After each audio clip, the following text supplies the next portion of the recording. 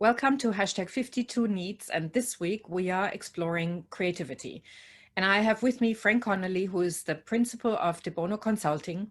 He's a master trainer across all de Bono thinking methods and has been acknowledged by Edward de Bono as one of the foremost practitioners of the lateral thinking methods worldwide. He believes strongly that if we improve the way we think, the actions that follow also improve. Frank is an acknowledged expert in systems change, specializing in kickstarting new thinking and innovation. He has facilitated and trained clients across Australia, Asia, and the Middle East with substantial experience in putting the thinking methods into practice. Frank has designed projects and interventions that have not only saved millions of dollars, but that also re-engaged staff and produced new insights that have enabled new solutions to emerge. Welcome, Frank. It's good to see you. Thanks, Angela. Good to be here. So, question: you say that your projects have and your initiatives have helped people to re-engage. Are people that disengaged, and does lack of creativity play a role in that? Lack of creativity does play a major role. In terms of businesses, particularly large ones, a large business by definition is a big pyramid. It's a bureaucracy, and bureaucracies are all about control, which is a good thing to have, by the way. But the more control we exert through various substantive grade levels within a business, the harder it is to become creative. So unfortunately, a lot of people inside the business have a not only diminished capacity, but diminished permission to be able to be creative themselves. Okay. Because creativity is quite often, unfortunately, viewed as being a risk to the organisation. Okay. Because they don't necessarily understand what will come of it. Sure. So if you're saying it's a hierarchical institute, it's hierarchical, and the people further down are not as creative because they don't know what's going to happen. Does that mean that the people at the top are really creative? No, almost by definition, the higher level up we go, the less creative they tend to be, because they have this, and it's not a criticism. They just have this tremendous responsibility for maintenance of control over the rest of the organisation. So I'm speaking in very general terms here of course, but the general terms tend to stick, whether it's public, private, not-for-profit.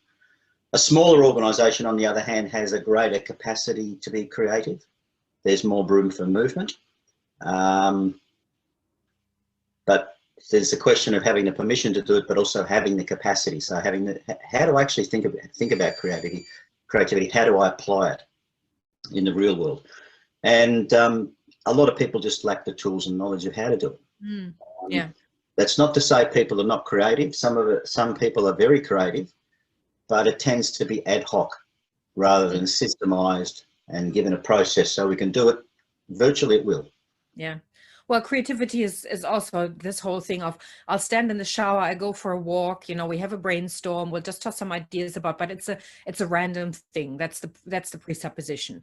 And you can't really manage it. You can't really create creativity on demand. Whereas Edward de Bono, the lateral thinking tools and the 6 sets, for example, you can sit down and you can create a vast amount of ideas like that. And people are always, I know that they're always surprised when that happens. But why is there this whole thing of you have to be kissed by the muse in order to come up with a creative idea? Look, it all revolves to the brain and how it works. It's a very, very tricky organ to manage. In some respects, and it sounds counterintuitive, but the brain has evolved so that we don't have to think. Yeah. So over our journey, we build up billions and billions of patterns of learning, understanding, knowledge and experience, and we tend to lock those in. And the more we use them, the deeper those channels become, the more likely we are to repeat it, the less creative we tend to be. And what de Bono always refers to is, what we need is methods to break those patterns. So I might share with you a quote that I read from a professor maybe 7 or 8 years ago. And for me, when he said, I knew what he was saying, but the way he expressed it made light bulbs come on for me. So just bear with me. It's only short. He said, this is a Professor Bruce Wexler in a book called Brain and Culture. And he wrote, during the first part of life, the brain and mind are highly plastic and they require sensory input to grow and develop and shape themselves to the major recurring features of their environment. By early adulthood, however, the mind and brain have a diminished ability to change those structures, and much of the brain activity is devoted to making the environment conform to the established structures. Mm. And I dropped the paper that I was looking at, and I just sat and I thought for 10 minutes, and that just was like being hit with a bolt of lightning. Basically what he's saying, around about up until about the age 25, give or take, the world tells us what we see. We take it in and observe it. From about that age on, early adulthood, our brain tells us what we see in the world. Yeah. Now that's a staggering. So the more we lock in these structures, the less likely we are to be creative. Yeah, which is why it's so important to change things up. I mean, people say to me, for example, how do I make myself more, not just open to creativity, but also how do I create more flexibility in how to deal with change, which requires creativity? And I say, well, start with going to work occasionally on a different route, have something else for lunch to eat, go and find something different. You know, go home and sit at a different seat at the dinner table, shake up your evening routine, try something new, whatever it might be, but move it around. Not so that your brain goes into, oh, this is too scary, but in a way that it goes, oh, there's flexibility around, so that when you need to have new ideas, your brain doesn't go into, oh my God, I don't know this. This is stressful. I'd rather stay, you know, where I am. As you said, my brain tells me what to see. And then we just create the same thing over and over again. Absolutely. So the primary idea is allowing us giving ourselves the opportunity to see new perspectives. Mm. And you can only ever see a new perspective by getting up and moving and looking at something from a different direction. Yeah. So I mean, that's the capacity to shift perspective is the great challenge. It's not so much the creativity, because the second we shift perspective, the ideas tend to fall into your lap. Yeah. Because we're smart people. It's the ability to shift perspective, to be able to see those possibilities, which is the really difficult part. Yeah. Or difficult, let me qualify, difficult if you don't know how. Yeah. The saying is generally, I see, what is it? Seeing is believing. So, yes. You know, like, so if I see it, then I can believe it. But creativity actually says believing is seeing. So if you can dispense with your beliefs and you can say, maybe there's possibilities, and maybe there are possibilities, and maybe there are options out there, and maybe not what I'm seeing is the real thing, but what I believe is I can make happen. That's when you've got an opening. But a lot of people still operate from seeing as believing. So if I can have it in front of me, then I can make it happen. I worked with a group of designers once in Germany, and I said, let's create something that fits the, you know, like, let's explore what people will need and then design a chair. And they said, no, we can't do that. We need you to tell you. You need us to tell us, what is the purpose of the chair? How high does it have to be? You know, all of these things that were parameters where I said, that's not creativity. And I went, well, that's how we work. I'm like, okay, let's start on thinking creatively rather than designing what's it called? When, yeah. You know, and that's a wonderful example of, I mean, I've had a lifelong belief, and everyone's heard this saying, is that you can't tell anyone anything. Mm. If, however, they can see and experience something with their own eyes and brain, it's a very, very different story. Mm. So one of the tricks with creativity is giving people the ability to step around something and see it from a different perspective. So giving people creative tools is literally like, you might imagine a filter on the front of a camera. Mm-hmm. When you put the filter in front of them, suddenly everything they see seems quite different. Yeah. You've changed nothing, but you've allowed them a different perspective. You allow them to see things differently. And when they see it themselves, it's a very different story. Mm. Yeah. So sometimes I think we tackle this creativity conundrum in a little bit of the wrong way. We don't empower people to shift and see things differently. And that's one of the primary impediments. But once they do, it's amazing what people come up with. Yeah. I think the important thing from where I sit, and this is my experience having, you know, worked with people in in corporate environments with six thinking hats and lateral thinking, is to give permission to actually for people to be able to express themselves fully. My experience is that a lot of bosses, a lot of leaders say, you can only express yourself in this box. And if it doesn't match with the box that I have put in there, so I've put around it, and you've shifted that somewhere, then that's not acceptable. So what Edward always says, you know, nothing kills for creativity, yes, but, or we've tried that before, or no, that's not going to work, or that's going to be too expensive. So people don't really want to go and offer their suggestions because they know they're going to be cut off at the knees. So do we need to train people to take more risks? Yeah, the short answer is yes, but I rephrase it differently. If the creativity is bounded and carefully constructed, it's not a risk. No. And well, if it doesn't it's not work, creativity either. Yeah. Then it's just like designing a chair according to parameters that have been set, right? You can still be creative without the risk as long as you bound it so it doesn't implode. I mean, from my corporate and government experience, I've met a number of people over the journey that have been branded as loose cannons. And I've always said, well, why are they loose cannon? He says, because they come up with these crazy ideas, and in response to that, I say, can you point out in one single instance where one of their cannonballs has landed and done damage? And of course, they can't. It's a standard thing. So in organisations in particular, exactly as you referred, it's far too easy to say no to a new idea than it should be. In fact, you don't even have to say no. There's 1,000,001 ways of killing it without even saying no. I mean, I've been in rooms where the simple raising of an eyebrow has killed an idea in a flash. Or a sigh. A sigh or the most subtle of body language can kill it, particularly if it's a senior person in the room. Yeah. And that's a real problem. So, but yeah, there are tools and processes which you can apply to overcome all of that sort of stuff.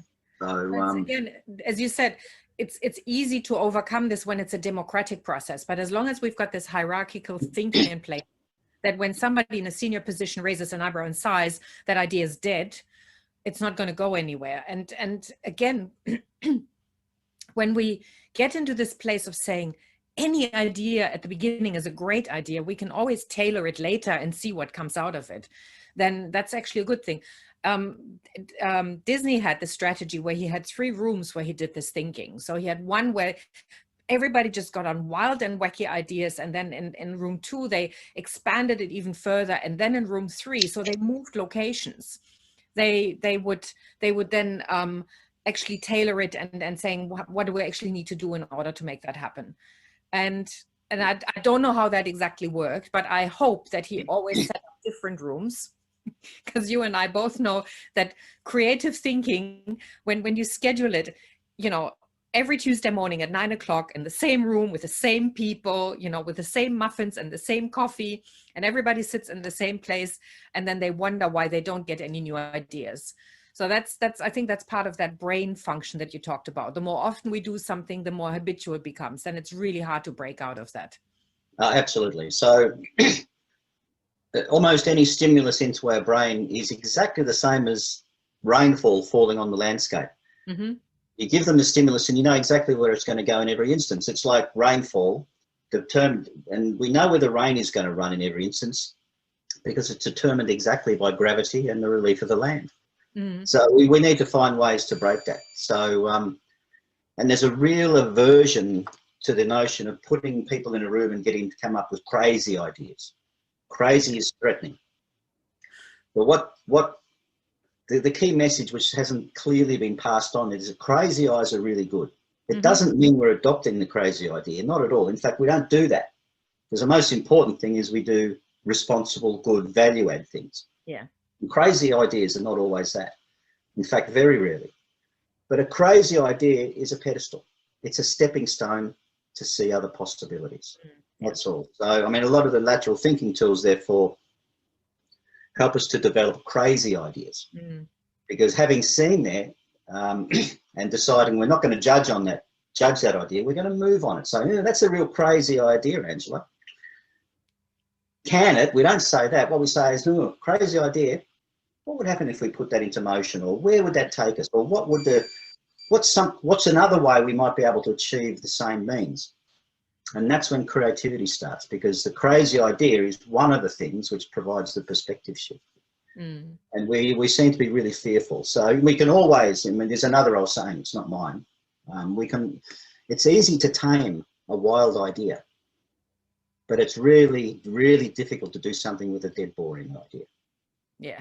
So we need to be able to value crazier ideas, not because we like crazy ideas, but because they're a great stepping stone to get to somewhere which adds value for the business, which is really important. Absolutely. Yeah, I was just reminded by another quote, since we're in quote land at the moment, of what's the saying? In order to discover new horizons, you have to let go of your shore. But if you just start swimming and you don't know where you're going to go, it really helps to have a boat that supports you in getting there. Yeah. And that is, as you said, you know, there are lots of tools out there that help you become, or help people become really, really creative without having that sense of, oh my God, I'm going into crazy land here. And this is never going to work out. Because once you let go of that, it's a label, it's a belief that anything that is totally new is crazy. When you let go of that and you just go into a place of curiosity, which we have as children in abundance, and then as adults, we just got, nah, I'm not really curious about that anymore. That doesn't fit anymore. Then, you know, the only thing we're going to do is create the same thing over and over again. I mean, I remember Gillette, when they had this, they spent millions of dollars on research after they had their double blade, and they wanted to find out what people really needed and did all of that. And then they came back and they had 3 blades. Yay. Yeah. And I think they have 4 now, don't they? Look, I can remember advertisements from my youth where you'd actually get like a graphic of one blade coming down against the skin, and you'd see it past the skin and there'd be some hair left. Yeah. Then they'd introduce the second blade, and the first blade would take off most of it and the second blade will get the rest. And then you think, well, why 3 blades if 2 have already done the trick? But look, most innovations, most things which are genuinely new, and most new ideas are, if they're not in accordance with our own particular patterns of learning and past experience, we have a tendency to reject. Yeah. And that's a safety function we've brought with us from almost caveman days. Yes. If there's something we don't understand, and another factor is if it's not invented here, we have a tendency not always to reject.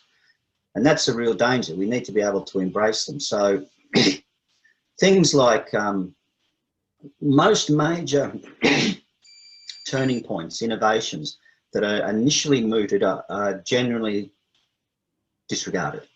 The thing to really be cognizant of when that happens is that people disregarding them are supposed subject matter experts in the field. Yes. The smart guys in the room. So, you know, the notion of I remember a few quotes, I've got them written somewhere, I don't know where they are now, but I remember when one of the first telephones was introduced into the United States, and a mayor got up and said, this is a wonderful invention. And he was a visionary, and he said, I can envisage the day where every city in the world will have one of these. I mean, it was, and the Beatles, guitar music was on the way out. And we have a tendency to kick back on new things. The ability to be able to say, okay, no, let's hold that. Let's see where this takes us is a really powerful one. And as I said, you know, in large organisations, it's really stifled. But important to note, it's not only stifled top down, bottom up also, because a lot of change initiatives fail because the troops in the organisation don't want to buy into what the senior people are trying to do or change. I mean, that's common too. So I'm often caught out, so you're always critiquing people. You say they're bad. I say, no, I'm not that. It's not a critique. It's just an acknowledgement of what actually happens in the real world. So, but you mentioned something before about it's really difficult to say, people, we need crazy ideas. But we don't always just say crazy ideas in any field. We focus them up. We say, people, we need crazy ideas in this particular area. We need to provide them with a focus.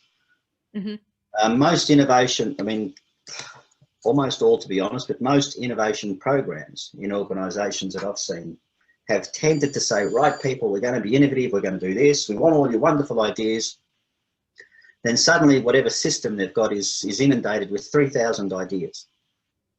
And it's utterly overwhelmed, and nothing happens as a result of that. Or you've just killed innovation in a tri-sphere. Because if you ask a person for an idea, you have to pay homage to it by at least giving it a try or giving a thorough explanation as to why it's not going to work. Yeah. So, well, it's what Edward called the difference between an area focus and a purpose focus. And if you don't define either of those, you're going to be in trouble. If you're just going, then it becomes crazy, and then it becomes crazy making, because you can't really give feedback. Yeah, half the battle is our big supercomputers we have sitting on our shoulders. Receive an idea, someone comes to them with a problem, and we spit out a response straight away based on our past knowledge. And we think we're right in every instance. So we are brilliant problem solvers, but our issues were really seriously solution oriented. We go for the first pattern match solution based on what we've experienced, and we spit that out. Yeah. Well, I've found over the journey that most programs, projects, interventions that go pear-shaped in government and in private industry go pear-shaped right at the start of the process. They're defining the problem or the opportunity they're trying to address, and they get it wrong. So I this is a guesstimate, but I would say 60 to 70% of all projects that come in over time, over budget, or just go right off the rails, that's where they go wrong, right when they're defining what their problem is. Yeah. So there's some serious, and that's our brain tricking us into thinking that we know everything and spitting out a response. And it's a brilliant way to be too, with simpler type of issues, because it keeps us safe. If we had to stop and think of what to do when we're walking through the zoo and the gorilla escapes, then we die. So we bring that programming into the modern world, and it doesn't suit anymore. So one of the key skill sets that we focus on, irrespective of what type of thinking methods we share, the top of the list in every instance is problem definition, particularly the area focus and the purpose focus that you just mentioned. Yeah.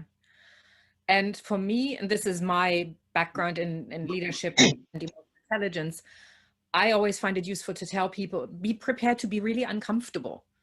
When you're really uncomfortable, that's a good sign. It means your brain goes, that doesn't make sense, or I don't really want to go there.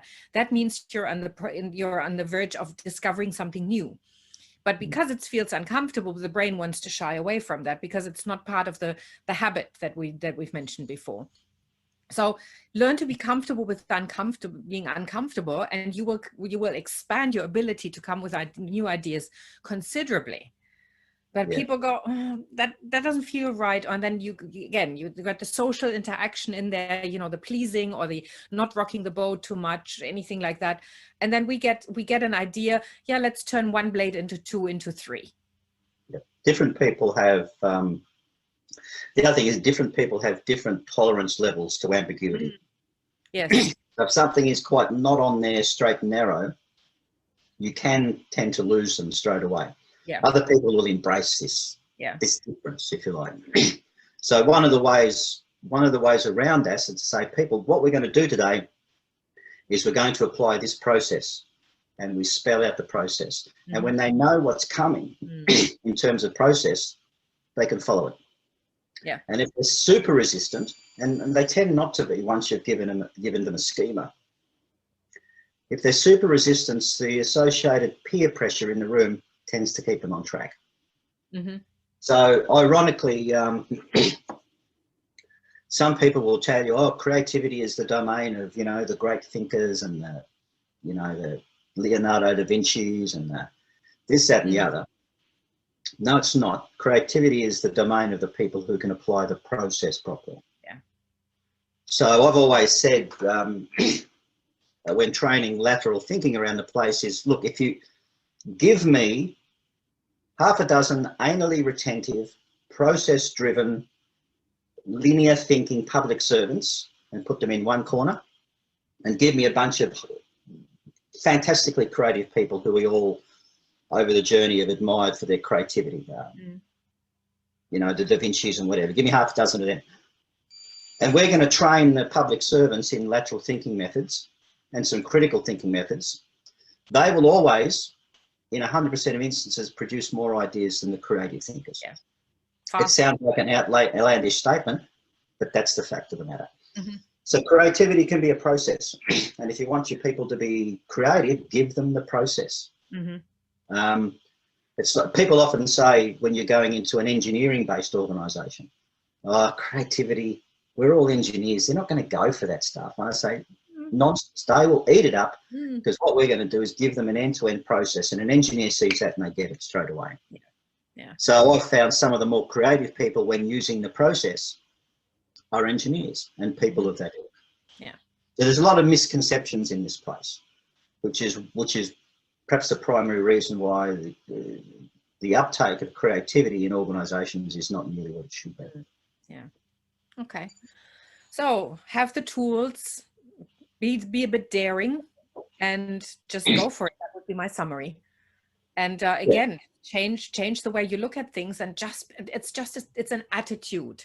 It's not something where you go, oh, creativity is something, I'm not creative. Let go of that label, learn the tools, and then start playing with it. And the more you play with it, the easier it's going to become, because your brain is going into that space of, oh, yay, this is fun, rather than this is scary. So, I worked with a couple of, with an organisation 2 years ago now, and they had two ladies who worked in their admin procurement area. And they were both in their early 60s, and they're both close to retirement. And the CEO said to me, will I bring these ladies into the group too? I said, absolutely, bring them in. And we gave them a process, a particular thinking process. And we said, go and trial this. And the boss said, you've got my absolute permission to trial it. Within 2 weeks, they'd put a proposition to their boss, which actually saved the organisation over $200,000. Just like that, because we gave them permission, but we gave them a process which they could use, which bounded it and made it safe. So major outcomes can turn on the head of a pin. It's absolutely the head of the pin. We have another example where I was fortunately there and witnessed it. We had a group of, I'm trying to not give away the organisation. I may as well. It was in the justice field in the corrections area. And they won't mind me sharing this because it's a big accolade for them. In Victoria, we have 13 different prisons across the state, all pretty well operating as islands to some extent. And inside each prison is a massive kitchen. And those kitchens pump out 3 meals a day for the prison population under tough conditions, minimal budgets, etc. And we asked for permission to take the managers and their second in command out of their kitchens once a month and take them to one part of the state where they could collaborate together as a community practice. Yeah. We asked that twice, and twice permission was denied by the leadership. In the third instance, he went back and said, look, please let us take, because they said they're going to go, it's a waste of time, it's going to cost us too much to backfill their positions, we're short staffed as it is, etc. We're all familiar with these arguments, and they're fairly reasonable arguments. At the third pitch, we said, look, what we're going to do, they're not going to waste time in the meetings, they're going to be productive, and they're going to come up with new ways to drive your kitchen and make it add value and save money, increase revenue, etc. And we said, we're going to train them all in the 6 thinking hats on day one. That's it. And eventually we got permission. So they all went to Beechworth. So anyone who's been to Victoria, Beechworth is a lovely part of the state, good to visit. So we went and did the work up at Beechworth Prison for the day, and we all went down to the Beechworth pub that night, and we're sitting around one big table having a counter meal. And this is general discussion. So you don't always have to apply a full process. In general discussion, one of them started talking about a milk levy that they were paying to the federal government.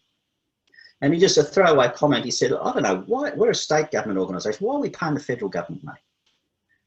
And someone else said, look, I've asked the question and I got run through the ringer, and when I asked the question, they demanded to see all the invoices. So if we did this, if we took this back and tried to question again, you'd all have to go and pull out all your invoices. You'd have to do this. It's going to be a heavy job. Mm. And somebody at the other end of the table said, do you know what you just did? And they all kind of looked at him. He said, and he said nothing. And one other person on the table said, yeah, he just went straight into black hat thinking. Mm. And when he said that, they all said, oh, right, okay. What if we did do this? They popped into yellow hat mode. Within 30 days, those kitchens had $350,000 rebated back to them into their ailing budgets. $350,000 that they no longer had to pay this year, and $250,000 back in. So $600,000 on the head of a pin. Wow. Simply from a simple thinking structure about looking at value before we critique. Not to say we don't critique, we still do, and we do it heavily, but we look at the value first. Because when we critique first, we lose any sense of value. And quite often we kill creative ideas before they even happen. Yeah, yeah. Well, I think that's the importance. It's, you know, as you said, things turn on the pin of a head when we look at opportunities and look at what is actually possible before we look at what is not possible. Correct. Well, I think that's a great place to finish. I know we can talk about this for hours. Thank you so much, Frank. And thank you everybody for watching, and I'll see you next week. Thanks, Angela.